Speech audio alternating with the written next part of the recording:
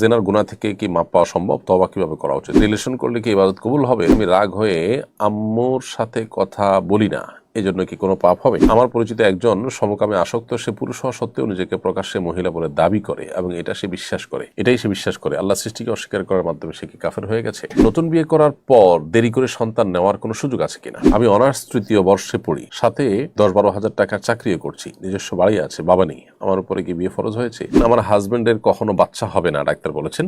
আমার আম্মু আব্বু আমাকে অন্য জায়গায় বিয়ে দিতে চাইছেন, কি করা উচিত আমার? বিয়ের 1 মাস পর স্ত্রী অন্তঃসত্ত্বা হয়েছে, লজ্জার কারণে সে এই সন্তান রাখতে চায় না।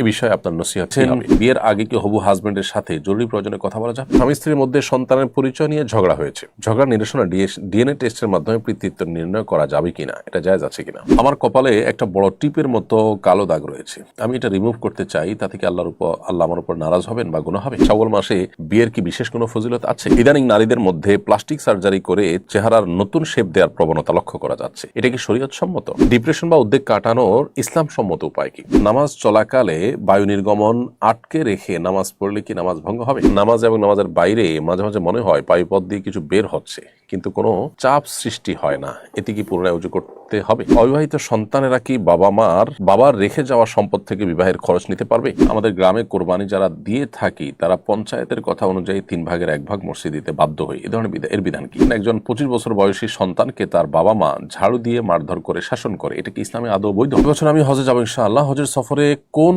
কাজগুলো বেশি করতে এবং কোন কাজগুলো পরিহার করতে আপনি উপদেশ দিবেন? মূল হজের আগে কি ওমরা করা যাবে? ছেলেদের মেহেদি দেয়া কি জায়েজ? কোরবানির ঈদের দিন কোরবানি না দিয়ে আকিকা দিলে আকিকা হবে কিনা? কাউসার আল জামি তাহসিন আপনি লিখেছেন, এক ভাই আগে অনেক পর্নোগ্রাফি দেখতো, এখন সে নামাজের সিজদায় ও নীরবে থাকলে সেই দৃশ্যগুলো তার চোখের সামনে ভাসে, এটা থেকে বের হওয়ার কিছু উপায় বলুন। আল্লাহ তাআলা মাফ করুন, এরকম ভয়াবহ অবস্থা অনেকেরই, যারা আসলে নিজেদেরকে গুনাহ থেকে বাঁচাতে পারছেন না কোনোভাবেই, তারা আল্লাহ তাআলার কাছে সাহায্য চাইবেন, চোখের পানি ফেলে আল্লাহ তাআলার আশ্রয় চাইবেন। আল্লাহ রাব্বুল আলামিন রহম করলে ইনশাআল্লাহ বিদিনা সকল গুনাহ থেকে বাঁচতে থাকাটাই সম্ভব। আর যদি কোনো কারণে এটি কঠিন হয়ে যায় তাহলে ইস্তেগফার করবে এবং ইবাদত অব্যাহত রাখবে, এটা নিয়েই পড়ে থাকবে না। সময় অতিরিক্ত পেরেশান করে শয়তান আমাদের মনোযোগকে নষ্ট করে ইবাদত থেকে সেটা যেন করতে না পারে। সুজান ইসলাম লিখেছেন, জেনার গুনাহ থেকে কি মাপ পাওয়া সম্ভব? তওবা কিভাবে করা উচিত? সকল গুনাহ আল্লাহ তাআলা মাফ করবেন, জেনার গুনাহ থেকেও আমরা অবশ্যই আল্লাহ তাআলার কাছ থেকে ক্ষমা চাইতে পারি।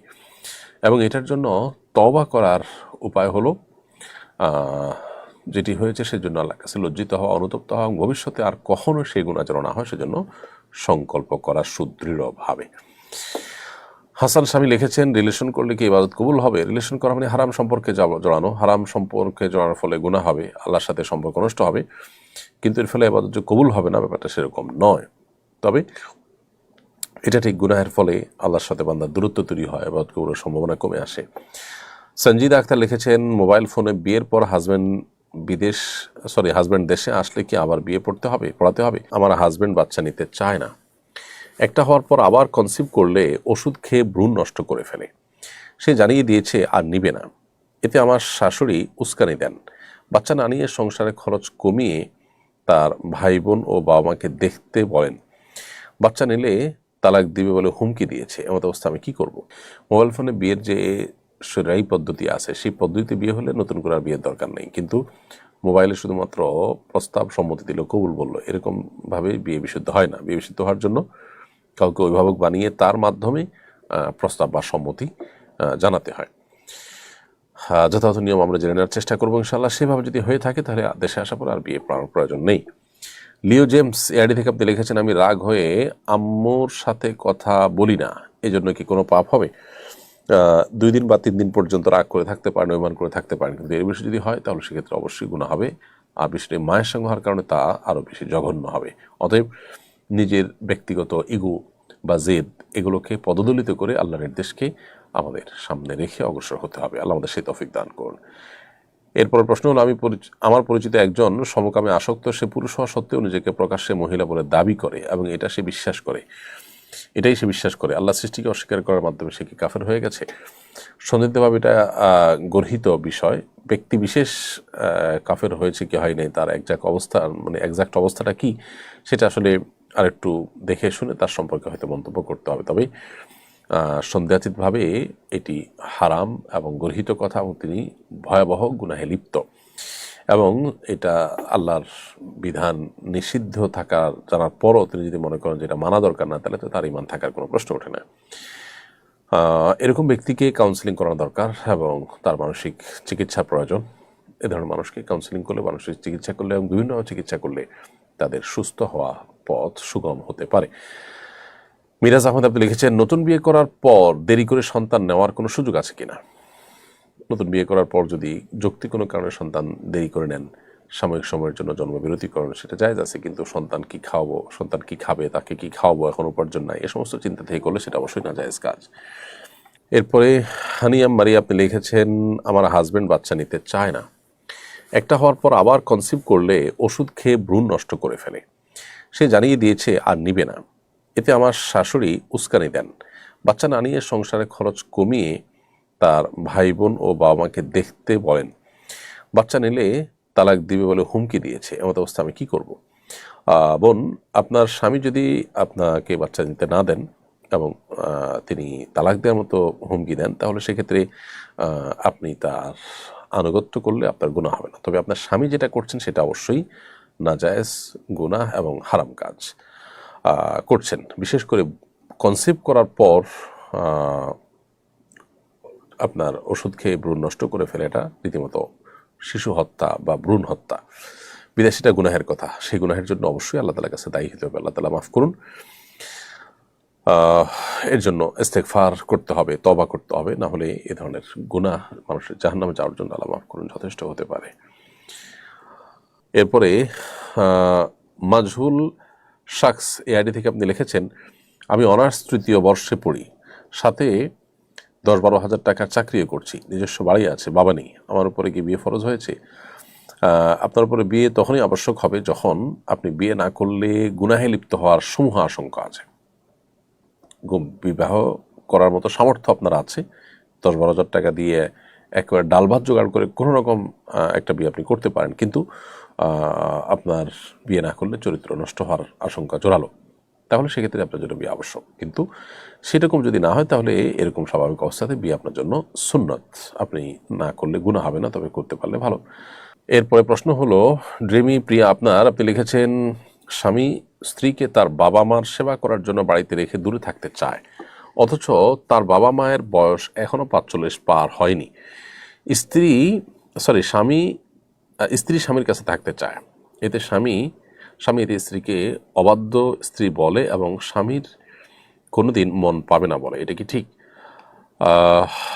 দেখুন, প্রথম কথা হলো যে স্বামী যদি একান্ত নিরুপায় হয়, কোনো প্রয়োজনের প্রেক্ষিতে স্ত্রীকে নিজের কর্মস্থল থেকে দূরে রাখেন, সেটা শরিয়ার দৃষ্টিকোণ থেকে নাজায়েজ কাজ নয়, সেটা জায়েজ আছে। কিন্তু একই সাথে এও মাথায় রাখতে হবে যে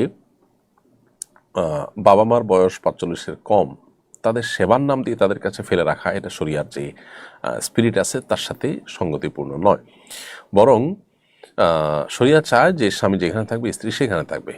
বিভিন্ন কারণে অথবা নিরুপায় হলে অবশ্যই স্বামী স্ত্রীকে দূরে রাখার অধিকার স্বামীর আছে, কিন্তু স্ত্রীর যে হক, তার যে অধিকারগুলো আছে সেগুলো যেমন আদায় করতে হবে, ঠিক একইভাবে দূরে ফেলে রাখার ক্ষেত্রে যৌক্তিক কোনো কারণ থাকা দরকার।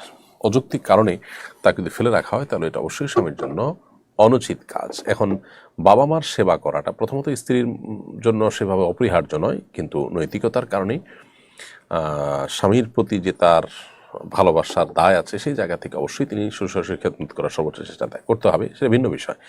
কিন্তু 45 পার হয় নাই এরকম বয়সের শ্বশুর শাশুড়িরাও আজকাল অনেক সময় দেখা যায় যে বৌমাদের কাছ থেকে খেদমতের জন্য বসে থাকেন এবং ছেলেরাও সেটা প্রত্যাশা করেন। এটা একেবারে অনুচিত কাজ, এই কালচারটা আমাদের দূর হওয়া দরকার।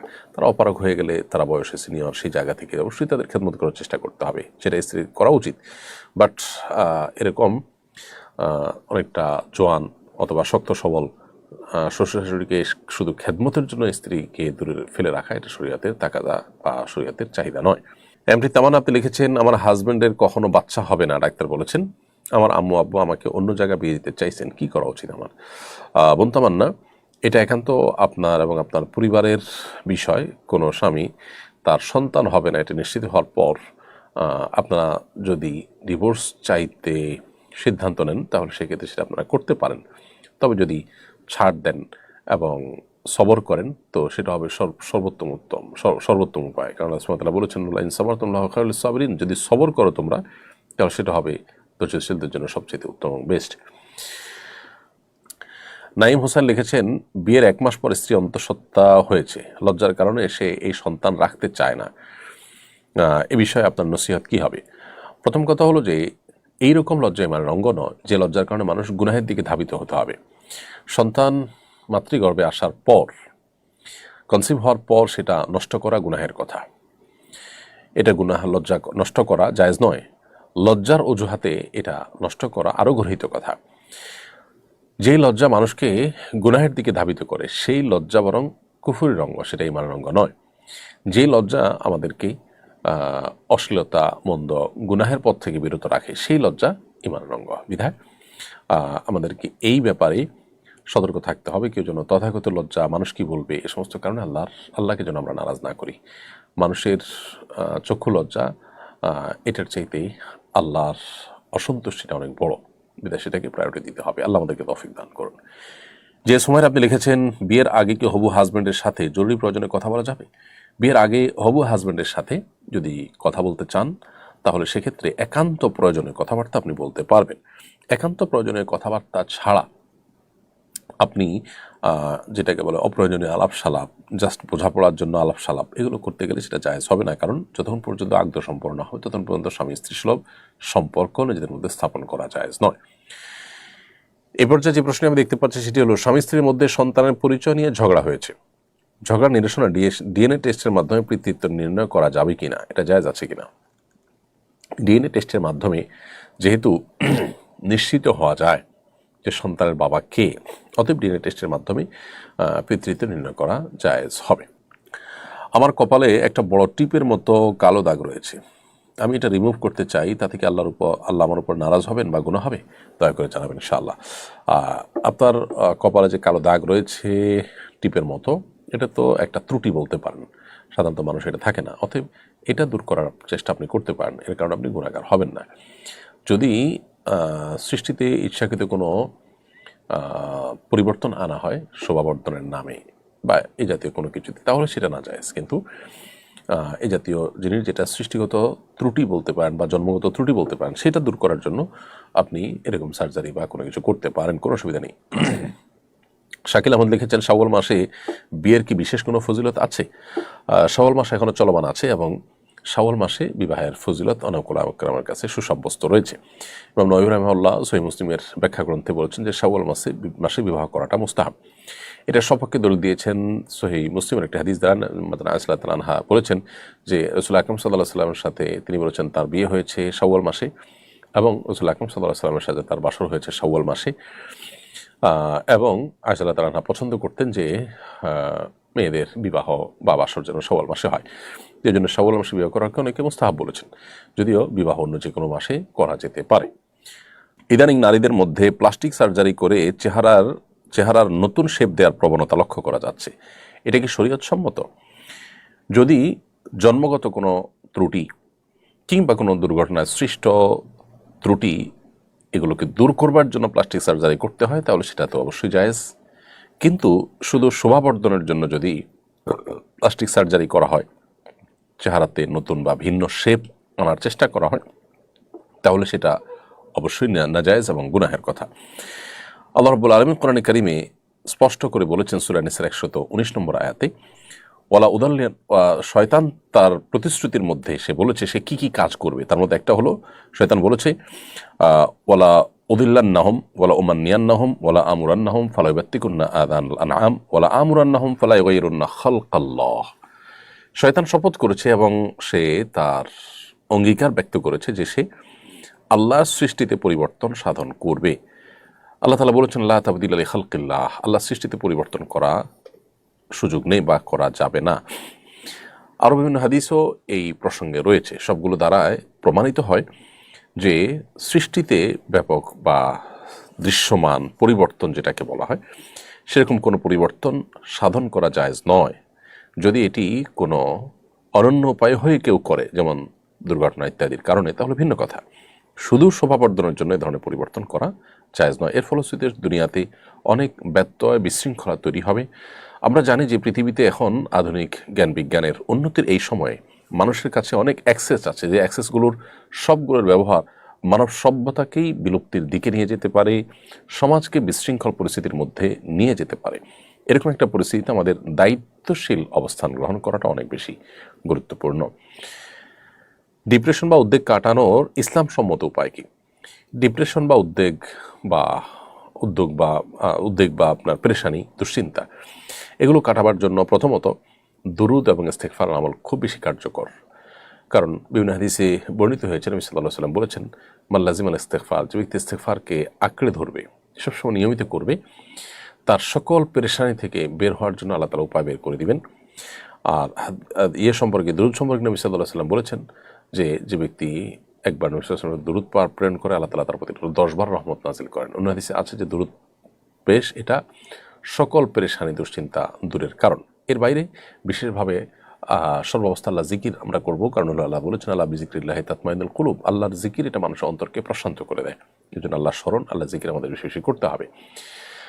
এবং এর পাশাপাশি আমরা জানি যে আল্লাহ তাআলার ফয়সালাকে মেনে নেওয়া, এটা ইমানের গুরুত্বপূর্ণ একটা অংশ। অতএব যে অবস্থা আছি, ইমানদার হাসি মুখে মেনে নিবে, কারণ দুনিয়ায় তার সব কিছু নয়, আসল কিছু সব আখিরাতে তার জন্য অপেক্ষা করছে। বিধায় দুনিয়ার জীবনের সকল কষ্টকে হাসি মুখে মেনে নেওয়ার মতো মানসিকতা ইমানদারের মধ্যে থাকাটা, এটা রেজাবিল কাজা বা আল্লাহর ফয়সালাকে মেনে নেওয়ার যে ইমানের গুরুত্বপূর্ণ পার্ট আছে তার অংশ, সেই জায়গাতে এটা আমাদের করতে হবে। এছাড়া ডিপ্রেশন থেকে দূরের জন্য নবী করিম সাল্লাল্লাহু আলাইহি ওয়াসাল্লামের আরেকটা দোয়া আছে, সেটা আমরা পড়তে পারি, আল্লাহুম্মা ইন্নী আউযু বিকাল হাম্মি ওয়াল হাযান, আল্লাহ আপনার কাছ থেকে দুশ্চিন্তা এবং পেরেশানি থেকে আমরা পানা চাই। ওয়াল আজজি ওয়াল কাসাল, অক্ষমতা থেকে এবং অলসতা থেকে আপনার কাছে পানা চাই। এই দোয়া বেশি বেশি করে আমরা পাঠ করতে পারি। এরপরে প্রশ্ন করছেন তানভীর আহমেদ, আপনি লিখেছেন, নামাজ চলাকালে বায়ু নির্গমন আটকে রেখে নামাজ পড়লে কি নামাজ ভঙ্গ হবে? নামাজ যদি চলাকালে বায়ু নির্গমন আটকে রাখতে গেলে আপনার ভয়াবহ অবস্থা তৈরি হয়, আপনি অনেক বেশি অস্বস্তিতে পড়েন, আপনার চেহারা বিবর্ণ হয়ে যায়, মনোযোগ একেবারে নষ্ট হয়ে যাওয়ার মতো উপক্রম হয়, তাহলে আপনি সেটা আপনার ছেড়ে দিবেন এবং উজু করে এসে বাকি নামাজটা আপনি পূর্ণাঙ্গ করবেন। এ বিষয়ে সহিহ ইবনে হিব্বান একটা হাদিস রয়েছে, নবী সাল্লাল্লাহু আলাইহি ওয়াসাল্লাম বলেছেন, লা ইউসাল্লি আহাদুকুম ওয়া হুয়া ইউদাফিউল আখবাসান, তোমাদের কেউ তার বায়ু আটকে রেখে সে যেন সালাত আদায় না করে।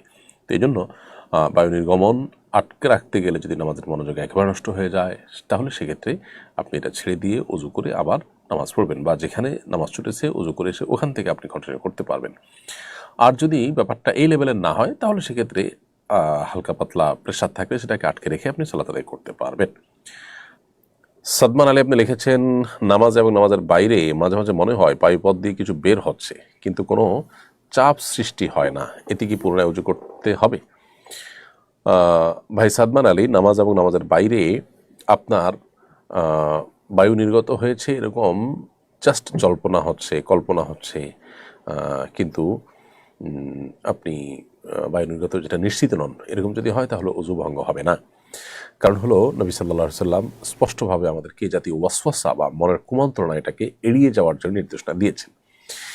আর ইসলামী ফিকহের একটা প্রসিদ্ধ প্রিন্সিপাল বা মূলনীতি আছে, সেটা হলো যে আল ইয়াকিন লা ইয়াজুলু বিশাক, নিশ্চিত বিষয় এটা সন্দেহের কারণে দূর হবে না। আমরা যখন ওযু করেছি, পবিত্র আছি এটা নিশ্চিত, তাহলে শুধুমাত্র ওয়াসওয়াসার ভিত্তিতে, শুধুমাত্র সংশয়ের ভিত্তিতে ওযু চলে গেছে এটা সাব্যস্ত হবে না। ওযু করেছে এটা নিশ্চিত, অতএব এটা দূর হতে হলে ওযু গিয়েছে সেটাও নিশ্চিত হইতে হবে। জাস্ট মনে হচ্ছে কিন্তু তার কোনো প্রমাণ নেই, প্রুফ নেই, অথবা সেটা নিশ্চিত নই, দৃঢ়ভাবে বিশ্বাস হয় না যে বায়ু নির্গত হয়েছে, তাহলে এরকম অবস্থায় ওযু ভঙ্গ হবে না। এরপরে প্রশ্ন করেছেন সামিয়া সুলতানা রিনা, আপনি লিখেছেন, অবিবাহিত সন্তানেরা কি বাবার রেখে যাওয়া সম্পদ থেকে বিবাহের খরচ নিতে পারবে? দেখুন, অবিবাহিত সন্তান যারা এখনো বিবাহ করেন নাই, এদিকে বাবা মারা গেছেন, বাবা মারা যাওয়ার পরে বাবার রেখে যাওয়া পরিত্যক্ত সম্পদ থেকে আগে ভাই বোনেরা বাবা বেঁচে থাকতে তার সম্পদে তারা বিয়ে করেছেন বা বাবা তাদের বিয়ে দিয়েছেন নিজের খরচে, এখন সেই অজুহাতে অবিবাহিত সন্তানরা বাবার মৃত্যুর পর পরিত্যক্ত সম্পদ থেকে নিজেরা বিয়ের খরচ নিতে পারবেন না। কারণ মানুষের মৃত্যুর পরপর সেই সম্পদের মালিকানা আর মৃত ব্যক্তির থাকে না। সেখানে মৃত ব্যক্তির ঋণ পরিশোধের জন্য যতটুকু সম্পদের প্রয়োজন ততটুকু, এর বাইরে ওসিয়ত করে থাকলে সেটা 1/3 পর্যন্ত কার্যকর হয়ে থাকে ততটুকু, এর বাইরে বাকি সম্পদ পুরাটুকুরই মালিকানা হলে মূলত ওয়ারিসদের। অতএব এখানে এক সন্তান অবিবাহিত, তিনি বিয়ে করে সেখান থেকে যদি টাকা খরচ করেন, তাহলে সেক্ষেত্রে অন্যান্য যারা আছে, যারা এই সুযোগটা নিচ্ছে না বা এই টাকাটা তারা পাচ্ছে না, তারা কিন্তু বঞ্চিত হবে। এখন প্রশ্ন হলো যে আগের যে সমস্ত সন্তানরা বাবার সম্পদে বিয়ে করেছেন, বাবা তাদেরকে বিয়ে করিয়েছেন নিজের টাকায়, তো এখান থেকে তো এই সন্তান বঞ্চিত হলো। এর উত্তর হলো, কেউ জীবদ্দশায় তার সম্পদ থেকে কিছু যদি কাউকে দান করে, গিফট করে, উপহার দেয়, কারোর জন্য ব্যয় করে, খরচ করে, এটা একান্তই তার ব্যাপার এবং সে অধিকার তার আছে। অতএব বাবার বেঁচে থাকার সময় তিনি যা খরচ করবেন সেটা তার একান্ত ঐচ্ছিক বিষয়। তিনি কাকে দিবেন, দিবেন না, বা ছেলেদের মধ্যে কারোর ব্যাপারে প্রযোজ্য হয়েছে তাকে দিয়েছে, যার ব্যাপারে প্রযোজ্য হয় নাই তাকে দিতে পারেন নাই, সেটা ভিন্ন বিষয়। কিন্তু মৃত্যুর পর এটা তার থাকে না, এটা সবার হয়ে যায়। অতএব এখান থেকে একজন বিশেষভাবে সুবিধাটা নিতে পারবে না। রাজাউল ইসলাম রাজু, আপনি লিখেছেন, আমাদের গ্রামে কোরবানি যারা দিয়ে থাকি তারা পঞ্চায়েতের কথা অনুযায়ী 3 ভাগের 1 ভাগ মসজিদ দিতে বাধ্য হই, এ ধরনের এর বিধান কি? কোরবানির গোশত 3 ভাগের 1 ভাগ এটা আপনি গরিব দুঃখীর জন্য রাখবেন, এই মর্মে কোরআন হাদিস আমাদেরকে নির্দেশনা দিয়েছে, এটা মুস্তাহাব। কিন্তু এই ভাগ দিতে বাধ্য করা বা এই ভাগ সামাজিকভাবে উত্তোলন করা, মানুষকে একরকম নিরুপায় করা যে সে যে দিতে বাধ্য, বাউন্ড, এটা অবশ্যই অনুচিত কাজ। কারণ তার 3 ভাগের 1 ভাগ যেটা গরিবের জন্য বরাদ্দ, সেটা তিনি দিতে প্রথমত শরিয়া দৃষ্টিকোণ থেকে বাধ্য নন। তিনি চাইলে নাও দিতে পারেন, কম বেশিও করতে পারেন। দ্বিতীয়ত হলো, তিনি চাইলে তার মন মতো কোনো গরিব দুঃখীকে দিতে পারেন। অতএব এই বিষয়গুলো নিয়ে এলাকার মানুষজন স্বপ্রণোদিত হয়ে তাকে যদি বাধ্য করেন, তাহলে সে তার প্রতি জুলুম হতে পারে এবং অনধিকার চর্চা হতে পারে। নাদিম হাসান লিখেছেন, একজন 25 বছর বয়সী সন্তানকে তার বাবা মা ঝাড়ু দিয়ে মারধর করে শাসন করে, এটা কি ইসলামে আদৌ বৈধ? ভাই নাদিম হাসান, বাবা মা শাসন করতে পারেন, তবে শাসনের জন্য অপমানজনক পন্থা অবলম্বন করা অবশ্যই অনুচিত, বিশেষ করে অন্যদের সামনে। কিন্তু সেই সাথে একটা কথা আমাদের মাথায় রাখতে হবে, বাবা মার বিষয়টাকে আল্লাহ রাব্বুল আলামিন এত গুরুত্ব দিয়েছেন যে আল্লাহ তাআলা রাসূল সাল্লাল্লাহু আলাইহি সাল্লামের পরে সবার উপরে যার অবস্থান তিনি হলেন মা এবং বাবা।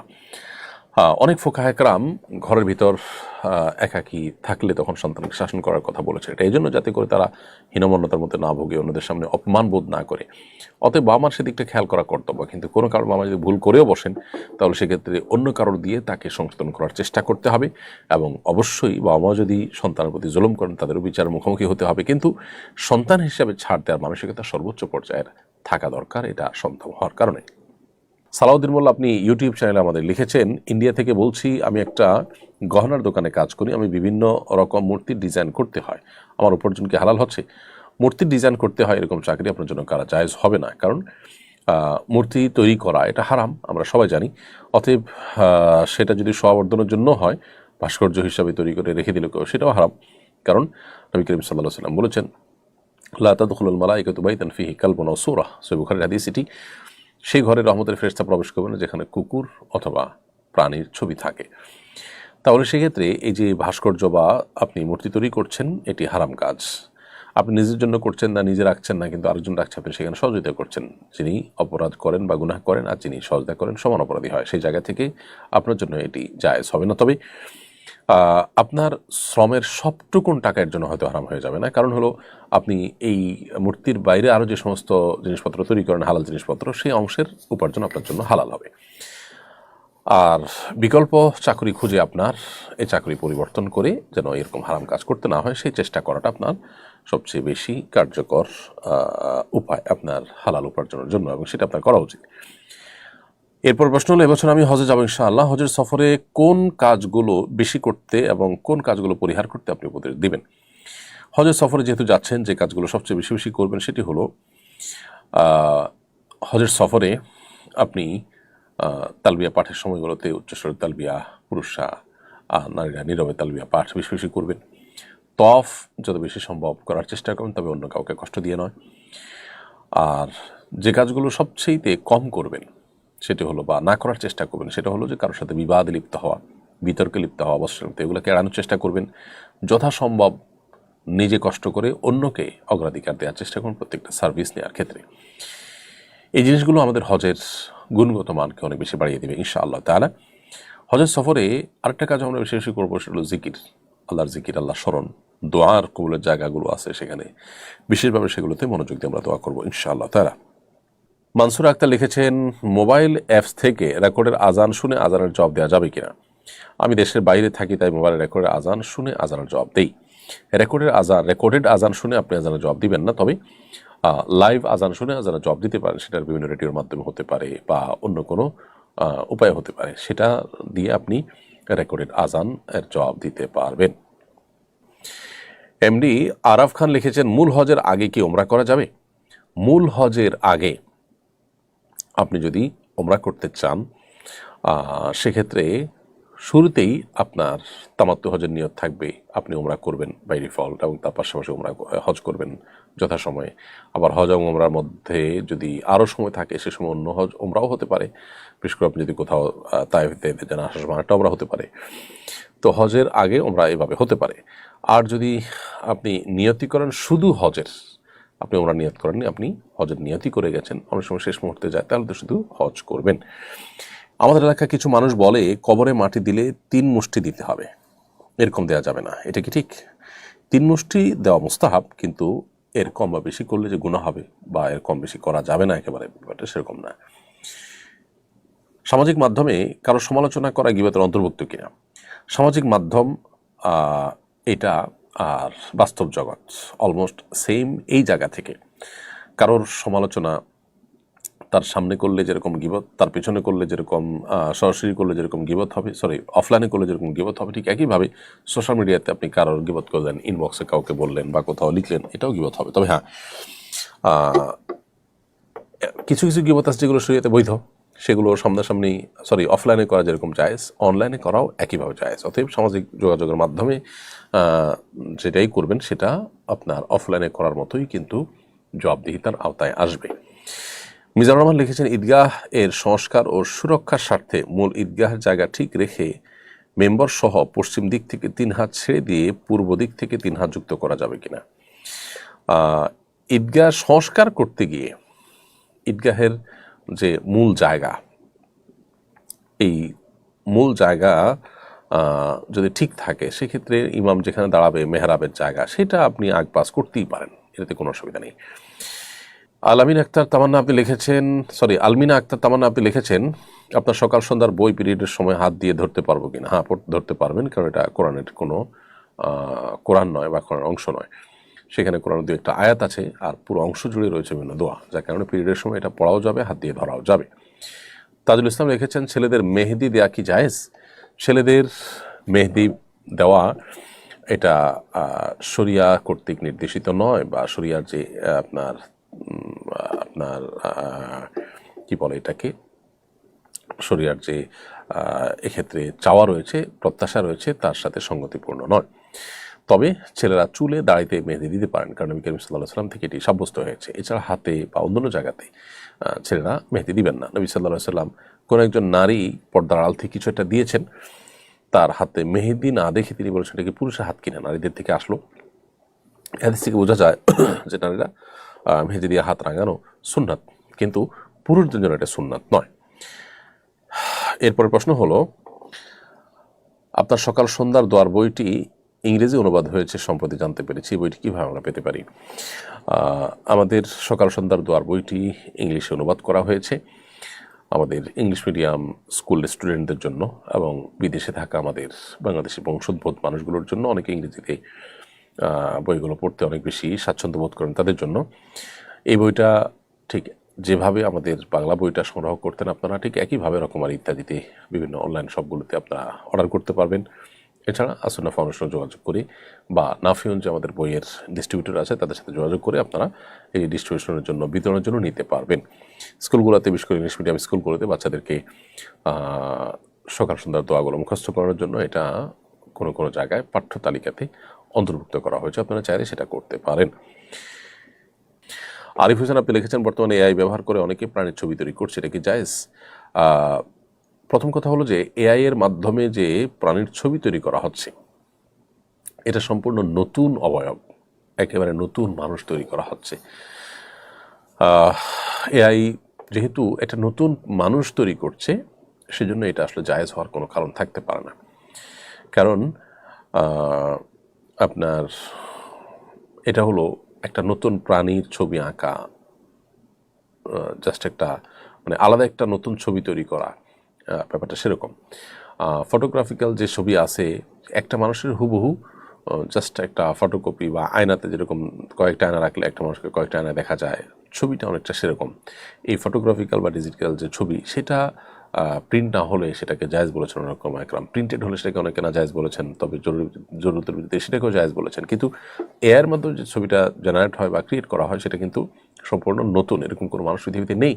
তো এরকম কোনো সৃষ্টি, এরকম কোনো প্রাণীর ছবি যদি কেউ অঙ্কন করে, নবী সাল্লাল্লাহু আলাইহি ওয়াসাল্লাম বলেছেন কেমন দিন তাকে ফুৎকার দিয়ে, রূহ ফুৎকার দিয়ে ওই প্রাণীকে জীবিত করার জন্য আল্লাহ তাআলার পক্ষ থেকে নির্দেশ দেওয়া হবে। সেটা তো সে করতে পারবে, তখন তাকে জাহান্নামে নিক্ষেপ করা হবে। এই সমস্ত কারণে এর মাধ্যমে এই কাজটি করা যায় না। তবে এর মাধ্যমে অন্যান্য যে সমস্ত কাজ করার সুযোগ আছে যেগুলো সেটা দৃষ্টিকোণ থেকে নাজায়েজ নয়, সেরকম কিছু করা যেতে পারে।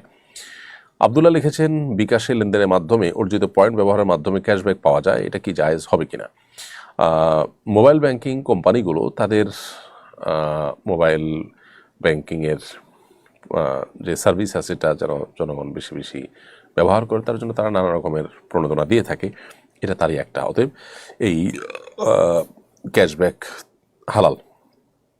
ব্যাপারটা এরকম যে আপনি আমাদের এটার থেকে ব্যবহার করে যদি আপনি লেনদেন করেন তাহলে আপনাকে এত টাকা আমরা উপহার দেবো, পুরস্কার দেব, ব্যাপারটা এরকম। অতএব এটা সম্পূর্ণ জায়েজ আছে, এটা নিলে না জায়েজ হবে না।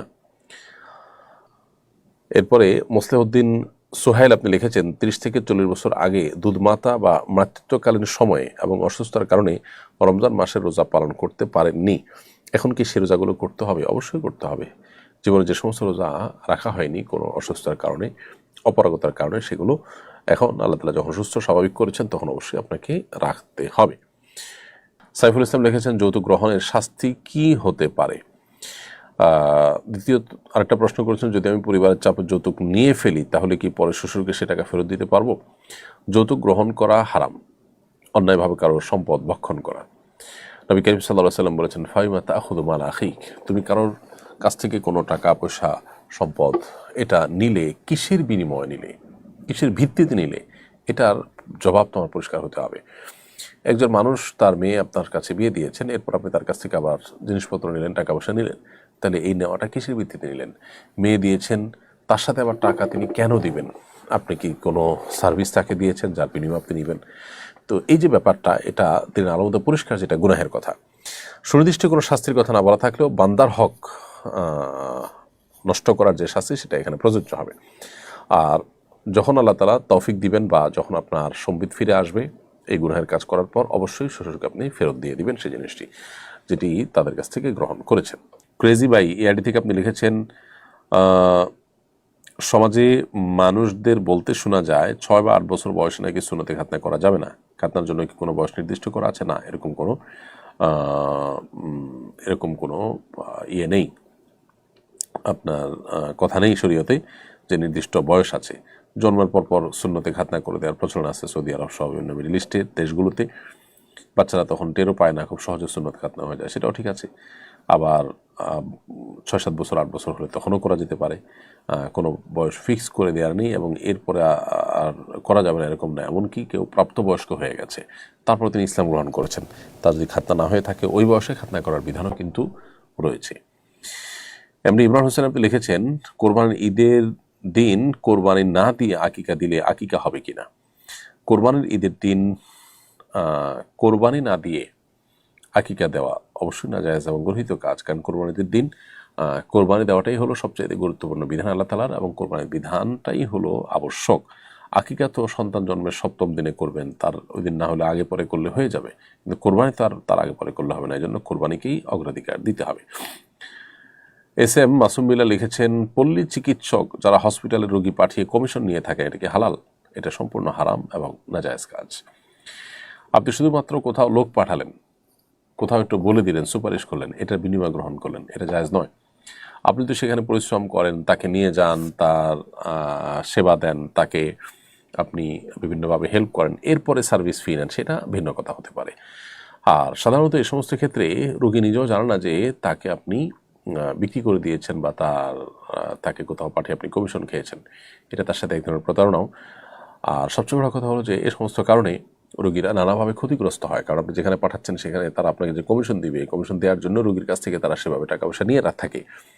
তো এর ফলে রোগী ক্ষতিগ্রস্ত হয়। এই জন্য এই কমিশন বাণিজ্য এভাবে পল্লী চিকিৎসকরা যেটা করে থাকেন, এটা সম্পূর্ণ নাজায়েজ। বিভিন্ন এলাকাতে বেশ জোরে সোরে অনেকে এই কাজে অভ্যস্ত এবং এই কাজটি করে থাকেন, এটাকে হালাল মনে করেন অনেকে। আপনি মানুষের সেবা দানের অংশ হিসাবে কেউ যদি আপনার কাছে পরামর্শ চায়, আপনি সঠিক পরামর্শ দিবেন কোথায় তার যাওয়াটা তার জন্য উপযুক্ত, তার জন্য কল্যাণকর, সে পরামর্শ আপনি দিবেন। জাস্ট এখানে আপনার সুবিধা অনুযায়ী যেখানে যার আপনার সাথে চুক্তি আছে কমিশনের, সেখানে আপনি পাঠালেন, তাহলে রোগীর জন্য আপনি শুভাকাঙ্ক্ষী হলেন না, বরং ও রোগীকে তার ক্ষতি করে হলেও আপনি উপার্জন করলেন। ব্যাপারটি সম্পূর্ণরূপে নাজায়েজ এবং গুনাহের কথা। এই টাকার লোভটা যদি আমরা সামলাতে না পারি, তাহলে সেক্ষেত্রে কোন মুখে আল্লাহর কাছে আমরা জান্নাত দাবি করব? আমাদের নৈতিকতার ভিত্তিটা কি থাকবে? নিজের কাছে নিজে তো অপরাধী হব যে একজন মানুষ অসুস্থ হয়েছে, সেখান থেকে আমি পয়সা কামায় ধান্দা করে তাকে একটা নির্দিষ্ট জায়গায় পাঠাচ্ছি এবং সেখান থেকে কমিশন নিচ্ছি তাকে ক্ষতিগ্রস্ত করে।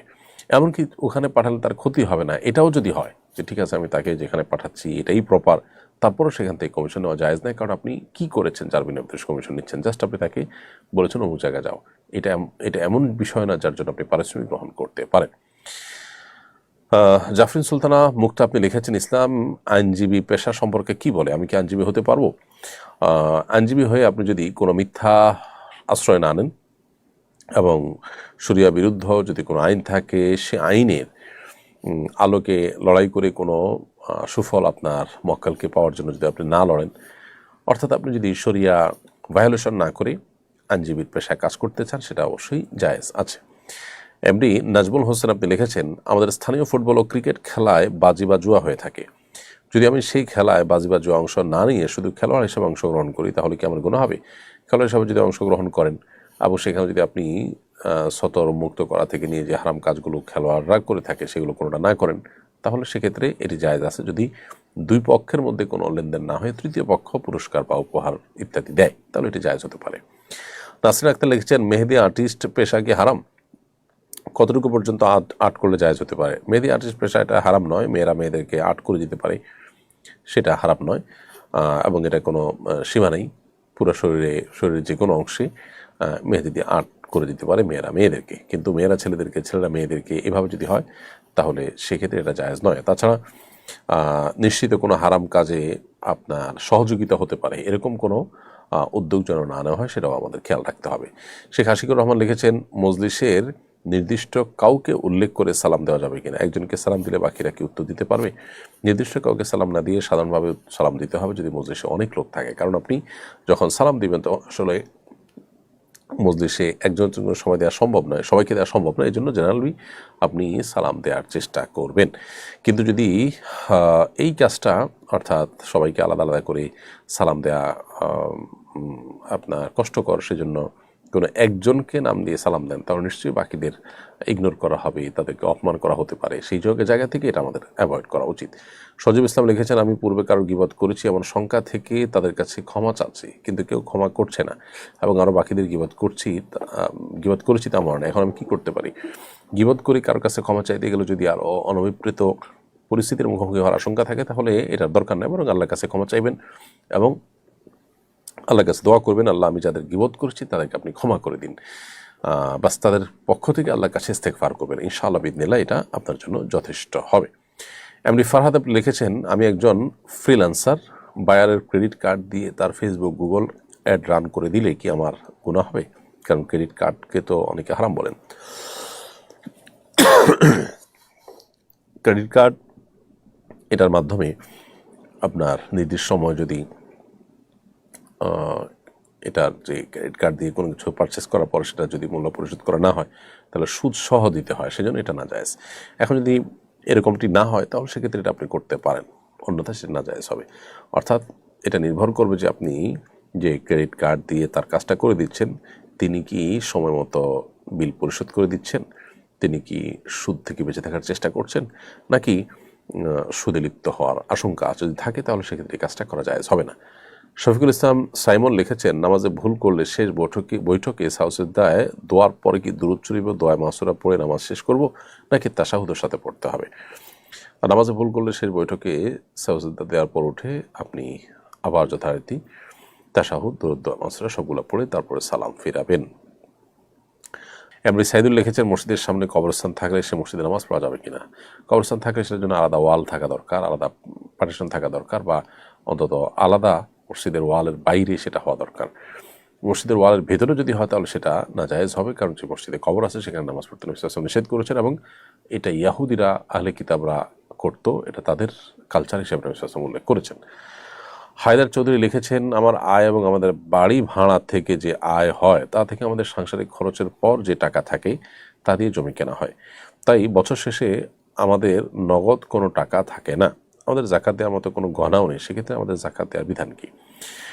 আপনার আয় বাড়ি ভাড়া থেকে যা পাচ্ছেন সেটা দিয়ে যদি সংসার খরচ যাওয়ার পর জমি কিনে ফেলেন তাহলে তো আর জাকাত আসবে না। ফসল জমি কিনেছেন বা জমি কিনে রেখেছেন অ্যাসেট হিসাবে, তাহলে তো জাকাত আসবে না। আর যদি টাকা জমে তাহলে সেক্ষেত্রে সেটা জাকাত আসার প্রশ্ন আসতে পারে, কিন্তু আপনার প্রশ্নের যেটুকু বর্ণনা লিখেছেন তাতে বোঝা যাচ্ছে যে এখানে নগদ টাকা জমছে না। ফসলের জমিন বা যে কোনো জমিন কিনে ফেলছেন, ফ্ল্যাট কিনে ফেলছেন, বাড়ি কিনে ফেলছেন, তাহলে সেক্ষেত্রে ওইটার তো উপরে জাকাত আসে না, ওইটার উপার্জনটার উপরে জাকাত প্রযোজ্য হতে পারে শর্ত সাপেক্ষে। মোহাম্মদ রুহুল আমিন বাবু লিখেছেন, চুলে কালো কালার দেওয়া যাবে কিনা? চুলে কালো কালার দেওয়া বা কালো কলব দেওয়া এটা নাজায়েজ কথা, নবী সাল্লাল্লাহু আলাইহি ওয়াসাল্লাম নিষেধ করেছেন। তবে তিনি এও বলেছেন যে তোমাদের চুল যদি সাদা হয়ে যায় তাহলে গাইয়িরু হাদা শাইয়িব, তাহলে তোমাদের এই সাদা চুল বা সাদা কালার চুলের এটাকে পরিবর্তন করো, ওয়াজান্নাবুস সাওয়াদ, তবে কালো কালারকে পরিহার করবে, কারণ কালো কালার পরে মানুষ নিজের বয়স, কালো কালার ব্যবহার করে মানুষ নিজের বয়স লুকাবার চেষ্টা করে। তাছাড়া নানা কারণে এটি নবী সাল্লাল্লাহু আলাইহি ওয়াসাল্লাম নিষেধ করেছেন, যার কারণে কালো খেজাব দেওয়া বা কালো কালার দেওয়া চুলে এটা নিষিদ্ধ। তবে কালো ছাড়া অন্য কোনো কালার, মেহেদি কালার ইত্যাদি এটা ব্যবহার করতে পারবো আমরা ইনশাআল্লাহ তাআলা। এরপর এমডি শাখাওয়াত আপনি লিখেছেন, আমার খালার দেনমোহর পরিশোধ করেন নাই, তিনি খালাকে তার বসত বাড়িটি রেজিস্ট্রি করে দিয়েছেন। যখন দিয়েছেন তখন তিনি দেনমোহর নিয়ত করেননি এবং এটা ওনার মাথায়ও ছিল না। বর্তমানে ওনার কাছে দেনমোহর পরিশোধ করার মতো কোনো অর্থ নেই, যেহেতু উনি খালাকে পূর্বে ওনার বসত বাড়িটি লিখে দিয়েছেন, এখন কি সেটা দেনমোহর হিসাবে ধরলে আদায় হবে? উত্তর হলো যে না, এটা দেনমোহর হিসাবে ধরলে এটা আদায় হবে না। তবে এটি যদি বুঝিয়ে না দিয়ে থাকেন, তাকে জাস্ট মুখে মুখে বলেছেন, তাহলে এখন দেনমোহর হিসাবে সেটা তিনি ধরতে পারেন।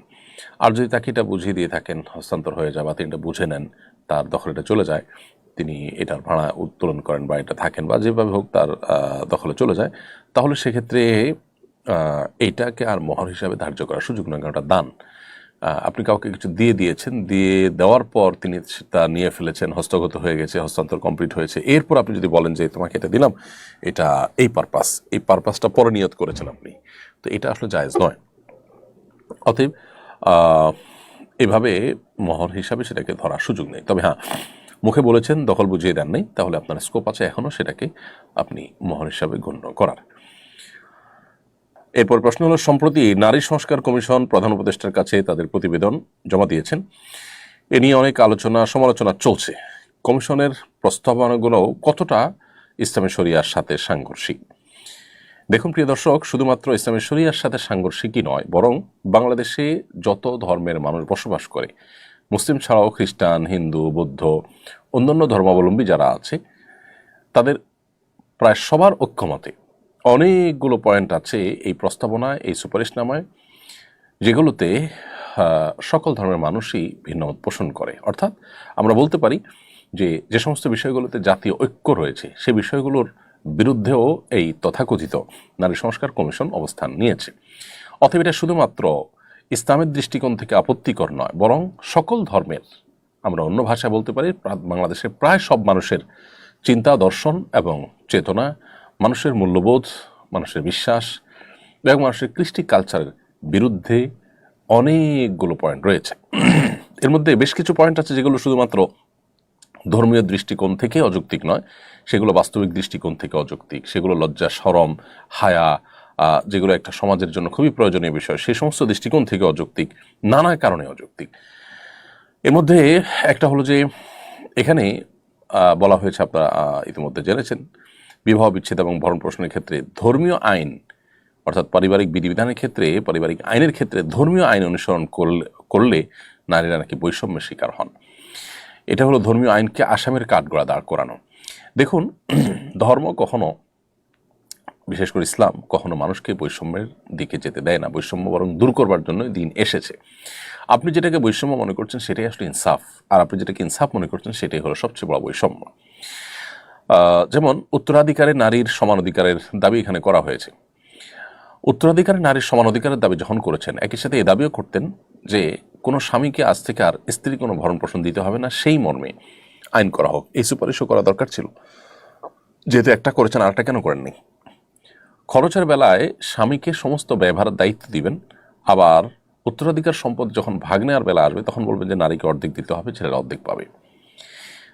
যৌক্তিকতা যদি বলেন তাহলে তো 100% ছেলেরা পাওয়ার কথা। সেখানে শরীয়ত ছেলে যা পাচ্ছে মেয়েকে তার অর্ধেক দিচ্ছে, তার উপরে কোনো ব্যয়ভার দেওয়া ছাড়া।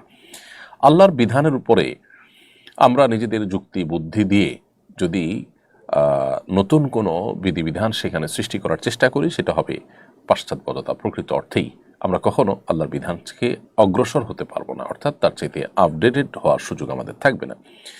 ঠিক একইভাবে বিবাহ, তালাক এবং উত্তরাধিকার আইনের অনেক বিষয় আছে যেগুলো বাহ্যিক দৃষ্টিকোণ থেকে দেখা যায় যে নারী বৈষম্যের শিকার হয়েছেন। আসলে নারী বৈষম্যের শিকার হন নাই।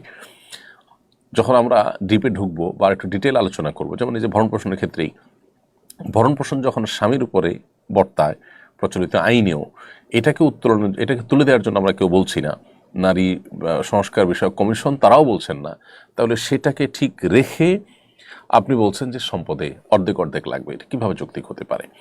একজনকে 10 টাকা দিয়ে বলবেন তুমি 5টা আইটেম বাজার করে নিয়ে আসো, আরেকজনকে 5 টাকা দিয়ে বলবেন তোমার কিছুই আনতে হবে না। তো এটার মধ্যে যদি আপনি মনে করেন 5 টাকাওয়ালার প্রতি জুলুম করা হয়েছে, তাহলে হাস্যকর বিষয় আর কি হতে পারে? তাদের যে সমস্ত দাবিগুলো ছিল, এর মধ্যে একটা হলো নারীদের জন্য সংসদে সংরক্ষিত আসন রাখতে হবে 300টি। এক একটা সংসদীয় আসনের জন্য কি পরিমাণ টাকা রাষ্ট্রের খরচ হয় সেটা আমরা সবাই জানি। এই গরিব রাষ্ট্রের উল্লেখযোগ্য অংশ পলিটিশিয়ান, সরকারি কর্মকর্তারা, তাদের পেছনে ব্যয় হয়ে যায়, যার সুফল আনুপাতিক হারে জনগণ সেভাবে ভোগ করে না। ইতিমধ্যে আমরা যে সমস্ত সংরক্ষিত আসনে সংসদ সদস্য হওয়া নারীদের বক্তব্য, তাদের ভূমিকা দেখেছি, আইন প্রণয়নে দেশকে এগিয়ে নেওয়ার ক্ষেত্রে তাদের কি ভূমিকা ছিল, উল্লেখ করার মতো কোন ভূমিকার কথা আমরা বলতে পারবো? আমরা বরং বিপরীতটা জানি। তারা অনেকেই তাদের চিরকুট দেখে বক্তব্য সংসদে দাঁড়িয়ে দিতে দিতে মানুষের কাছে হাসির পাত্র হয়েছেন, বাচ্চাদের কাছে হাসির পাত্র পর্যন্ত হয়েছেন। এ হলো অবস্থা। আমরা জানি যে তথাকথিত সংরক্ষিত আসনে সাধারণত বড়লোক এবং প্রভাবশালী ব্যক্তিদের বউদেরকে সংসদ সদস্য বানানোর একটা উপায় মাত্র। কোনো রিক্সাওয়ালা, কোনো দিনমজুর, তাদের স্ত্রীরা এই তথাকথিত সংরক্ষিত কোটায় তারা সংসদীয় আসনে যেতে পারেন না। তাহলে সেক্ষেত্রে বড়লোকের বউদেরকে সংসদে নিয়ে রাষ্ট্রের টাকায় লাভটা কি রাষ্ট্রের? তারা আসলে কি সেখানে ভূমিকা পালন করতে পারে? তাছাড়া যারা ভোটের মাধ্যমে নিজেদের যোগ্যতা দিয়ে যারা ফাইট করে সংসদে আসতে পারবেন না, শুধুমাত্র নারী হওয়ার কারণে তাদেরকে সেখানে আপনি কোটা সিস্টেমের মাধ্যমে সেখানে সংসদীয় আসনে যাওয়ার সুযোগ করে দিবেন, তারা আসলে কি অংশগ্রহণটা করতে পারে আমাদের দেশের এবং সার্বিক কল্যাণে? এই বিষয়গুলো যথেষ্ট বিবেচনা করার সুযোগ আছে। অতএব যে কোটার জন্য এত কিছু হয়ে গেল, সে কোটা আবার ফিরে আনছেন এবং 100-তে 100 এরকম অদ্ভুত কিছু সুপারিশনামা এখানে করা হয়েছে। ঠিক একইভাবে অভিন্ন পারিবারিক আইনের প্রস্তাব দেওয়া হয়েছে। সকল ধর্মের মানুষের বিয়ে এবং বিচ্ছেদ সব নাকি এক সিস্টেমে হবে, এবং এ বিষয়ে আমি দেখেছি যে হিন্দু ধর্মাবলম্বীরাও প্রতিবাদ জানিয়েছে, তারাও এর সাথে দ্বিমত পোষণ করেছে, মুসলমানরা তো বটেই। যৌনকর্মীদেরকে শ্রমিক হিসাবে স্বীকৃতি দেওয়ার কথা বলা হয়েছে। হিন্দু, মুসলিম, খ্রিস্টান, বৌদ্ধ 4 ধর্ম সম্পর্কে গবেষণা করে দেখা গেছে যে প্রত্যেকটা ধর্মেই যৌনতাকে পেশা হিসাবে বেছে নেওয়াটাকে জঘন্য অপরাধ হিসাবে বিবেচনা করা হয়েছে, ঘৃণার চোখে দেখা হয়েছে। বাংলাদেশের মানুষ ধর্মপ্রাণ, এই ধর্মপ্রাণ মানুষদের দেশের সকল ধর্মের মানুষের ধর্মীয় মূল্যবোধের বিরুদ্ধে আপনাকে দাঁড়াতে হবে। এটা কি কারণে, কিসের কল্যাণে?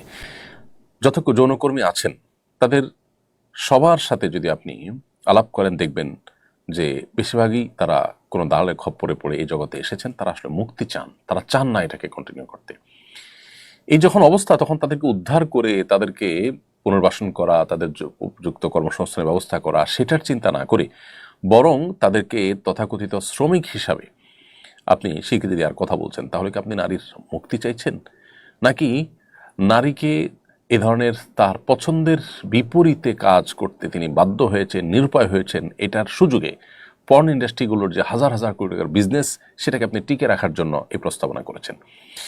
ঠিক একইভাবে বৈবাহিক ধর্ষণ নামের এই পশ্চিমা হাস্যকর চিন্তাকে আমাদের দেশে প্রবেশ করানোর চেষ্টা করা হয়েছে এবং সুপারিশনামা রয়েছে যে এটা যেন আইনে অন্তর্ভুক্ত করা হয় বৈবাহিক ধর্ষণকে। বৈবাহিক ধর্ষণ বলতে যেটা বোঝানো হয়, স্বামী যদি স্ত্রীর সম্মতি ছাড়া তার সাথে শারীরিক সম্পর্ক করেন বা জোরাজুরি করে সম্পর্ক স্থাপন করেন, তাহলে সেটাকে বৈবাহিক ধর্ষণ হিসেবে দেখা হবে। প্রথম কথা হলো, এটাকে প্রমাণ করার উপায়টা কি? সেখানে কোনো সাক্ষী প্রমাণ, কোনো তথ্য উপাত্ত, কোনো তথ্যচিত্র, কোনো কিছু উল্লেখ করার বা উপস্থাপন করার সুযোগ আছে আদালতে? দ্বিতীয় কথা হলো যে এর মাধ্যমে এমনিতেই ভঙ্গুর পরিবার ব্যবস্থাপনাকে আরও ভেঙে ফেলা হবে, কারণ স্ত্রীরা ঠুনকো অজুহাতে স্বামীদের বিরুদ্ধে ধরনের অজুহাত দিবে এবং তারা নানা কারণে হ্যাসেল এর মধ্যে ফেলবে স্বামীদেরকে। এবং ইতিমধ্যে আমাদের যে দাম্পত্য কলহ প্রচুর পরিমাণ বেড়েছে, সেটা আরও কত বেশি বেড়ে যাবে, ঘরে ঘরে গৃহযুদ্ধ হবে, সেটা বলার অপেক্ষা রাখে না। সবচেয়ে বড় কথা হলো, স্বামী স্ত্রীর মধ্যে স্বামী স্ত্রী সুলভ মৃদু জোরাজুরি, যেটা জুলুমের পর্যায়ে যায় না, সেটা সকল সমাজে গ্রহণযোগ্য। স্বামীর কাছ থেকে জোরাজুরি করে কিছু খেতে চাওয়া, বাইরে ঘুরতে যাওয়া, এগুলো স্ত্রীর একরকম অধিকার মনে করা হয়। স্বামীরাও এই জোরাজুরিগুলোকে ভালোভাবেই নেন, এগুলোকে কেউ জুলুম হিসাবে দেখেন না। এগুলোর কারণে কি সেটাকে বৈবাহিক ডাকাতি বলবেন? তাহলে এ ধরনের হাস্যকর এবং পশ্চিমাদের কাছ থেকে যা পেয়েছেন তথাকথিত এই নারী সংস্কার কমিশনের সদস্যরা, সেটাকে দেশে হুবহু কপি পেস্ট করে দেওয়ার অপচেষ্টা করেছেন। নারীদের সম্পর্কে এই যে প্রস্তাবনা দেওয়া হয়েছে সংস্কারের নামে, এটা পুরোটাই হলো পশ্চিমা চিন্তাধারার জাস্ট একটা কপি পেস্ট ভার্সন, সেটাকে এখানে চাপিয়ে দেওয়ার অপচেষ্টা তারা করেছেন। এবং তাদের বেশভূষা, তাদের হাবভাব, তাদের ছবি, এটা দেখে পরিষ্কার বোঝা যাচ্ছিল বাংলাদেশের গ্রাম বাংলার সকল স্তরের, বিভিন্ন স্তরের যে নারীরা আছেন, তাদের কোনো প্রতিনিধিত্ব এদের মধ্যে ছিল না। এদের চেহারা ছবি দেখে পরিষ্কার বোঝা যাচ্ছিল এর একটা বিশেষ শ্রেণী, যারা ইসলাম মুসলমানদের বিরুদ্ধে সবসময়ই খোঁচাখোঁচিতে লিপ্ত। বরাবরই তারা পরিবার ব্যবস্থাপনাকে ভেঙে ধ্বংস করার জন্য তারা সচেষ্ট ছিল এবং তারা সেই কার্যক্রমটা এখনও চলমান রেখেছে। তো আল্লাহ তাআলা আমাদেরকে হেদায়েত দান করুক। আমরা এই কমিশনের প্রস্তাবনাকে বাতিল করার প্রস্তাব করছি এবং সেই সাথে এই প্রস্তাবনা বাতিল করে নতুন করে যেন কমিশন গঠন করা হয়, সেজন্য আমরা সুপারিশ করছি। এরপর প্রশ্ন হলো, কাশ্মীরে সম্প্রতি পর্যটকদের উপর হামলা হয়েছে, নিয়ে ভারত হিন্দুত্ববাদী জোশ উত্তাল। এই ধরনের হামলা সম্পর্কে ইসলামের বক্তব্য কি? প্রথম কথা হলো যে এ ধরনের হামলা পরিকল্পিতভাবে মুসলমানদের উপরে দায় চাপানোর জন্য, অথবা ভারতের যে ওয়াকফ আইন নিয়ে সারা দেশ উত্তাল হয়েছে, সেটা বন্ধ করার জন্য কোনো রকম অপচেষ্টা গভর্নমেন্ট করছে কিনা, সেটা অবশ্য বলা কঠিন। সেটা হওয়ার সম্ভাবনা খুব জোরালো। আবার একই সাথে এখানে দেশীয় এবং আন্তর্জাতিক নানাবিধ ষড়যন্ত্র চলমান আছে। ঠিক কোন কারণে বা কোথা থেকে এটা হয়েছে, সেটা আল্লাহ তাআলাই ভালো জানেন একমাত্র। এটা হলো একটা বিষয়। দ্বিতীয়ত হলো, সেখানে হিন্দুত্ববাদীরা যেভাবে ইসলাম মুসলমানদের বিরুদ্ধে বিষোদ্গার করছে এবং মুসলমানদের নিধনে তারা আপনার অগ্রসর হয়ে আসছে, সেটার ফলশ্রুতিতে রীতিমতো এ অঞ্চলে যে অশান্তি বিরাজ করছে, তার পরিপূর্ণ দায় তাদের। এবং যে পরিমাণ মসজিদ মাদ্রাসা তারা ভেঙেছে, যে পরিমাণ মুসলমানদের নিধন তারা করেছে, জুলুম তারা করেছে, তার জন্য অবশ্যই ভারতের হিন্দুত্ববাদ এটার দায় তারা বহন করে। অতএব এ ধরনের হামলা করে উদরপিণ্ডি বুদর ঘাড়ে চাপানোর যে প্রচেষ্টা তাদের মধ্যে আছে, সেই প্রচেষ্টা বোঝার জন্য নতুন করে পণ্ডিত হওয়ার কোনো প্রয়োজন নেই। পটুয়াখালীতে দাখিল পরীক্ষার কেন্দ্রে হিজাব না খোলায় 4 ছাত্রী পরীক্ষার খাতা নির্ধারিত সময়ের আগে নিয়ে যাওয়ার অভিযোগ উঠেছে। 23 এপ্রিল দুপুরে বাউফল উপজেলার সালেহিয়া ফাজিল মাদ্রাসার কেন্দ্রে হাদিস বিষয়ের পরীক্ষা চলাকালে ঘটনা ঘটে। এ ধরনের ঘটনা প্রতিহত আমাদের করণীয় কি? দেখুন, প্রথমত এ ধরনের ঘটনা খুবই অনাকাঙ্ক্ষিত, খুবই অনভিপ্রেত, খুবই দুঃখজনক। এ ধরনের ঘটনার সাথে যারা জড়িত তাদেরকে দ্রুত তদন্তের মাধ্যমে বিচারের আওতায় আনতে হবে।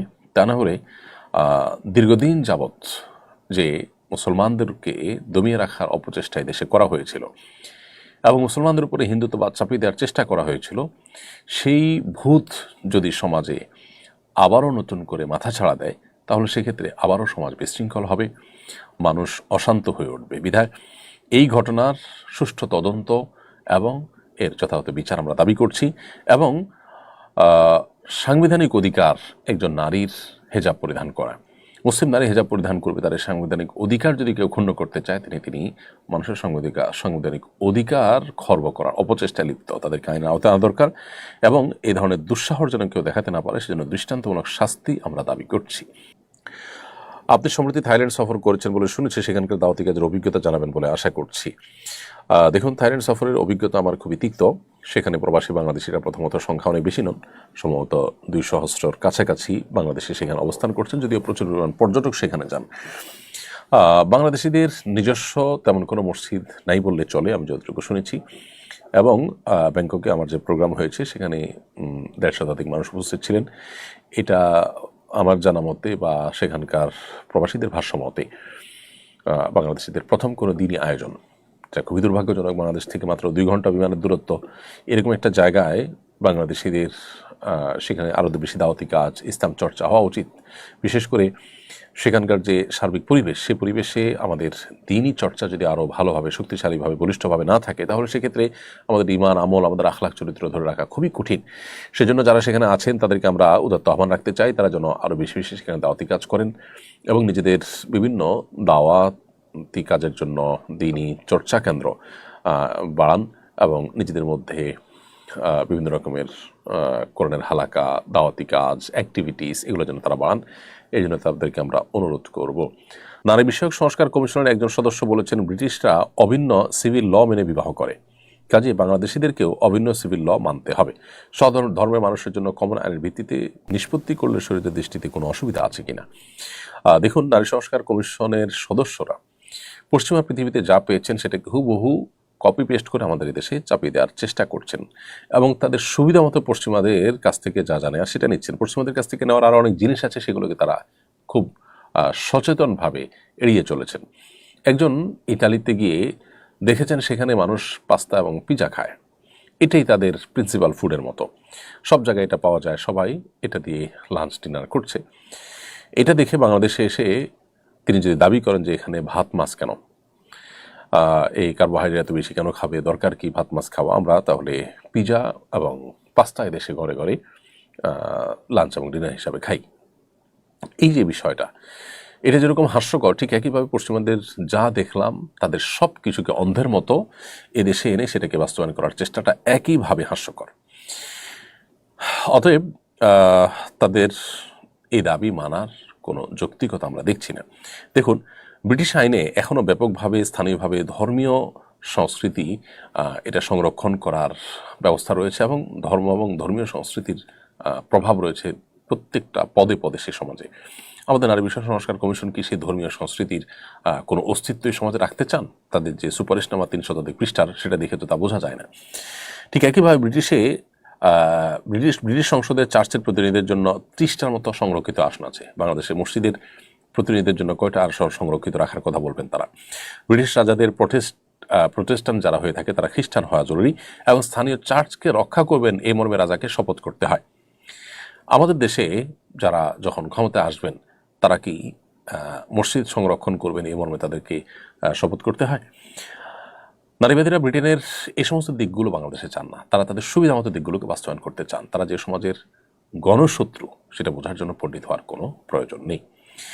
এরপরে রাবেয়া খাতুন রূপা আপনি লিখেছেন, নারী বিষয়ক কমিশনে যারা রয়েছেন তারা তো সম্পূর্ণ কোরআনের বিরুদ্ধে আইন করতে চাচ্ছে, তারা কি মুসলিম রয়েছেন?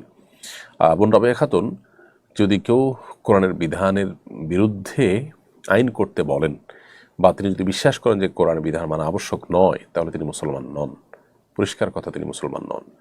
এবং যারা এই কমিশনের সদস্যরা আছেন তাদের অনেকের ব্যাপারে তাদের ইতিপূর্বের কর্মকাণ্ড, অ্যাক্টিভিটিস, তাদের মন মানসিকতা, তাদের বিভিন্ন সুপারিশনামা থেকে দেখে তিনি আলোমত পরিষ্কার যে তারা নিজেদেরকে আসলে মুসলমান পরিচয় দেনও না বা দিতে চানও না।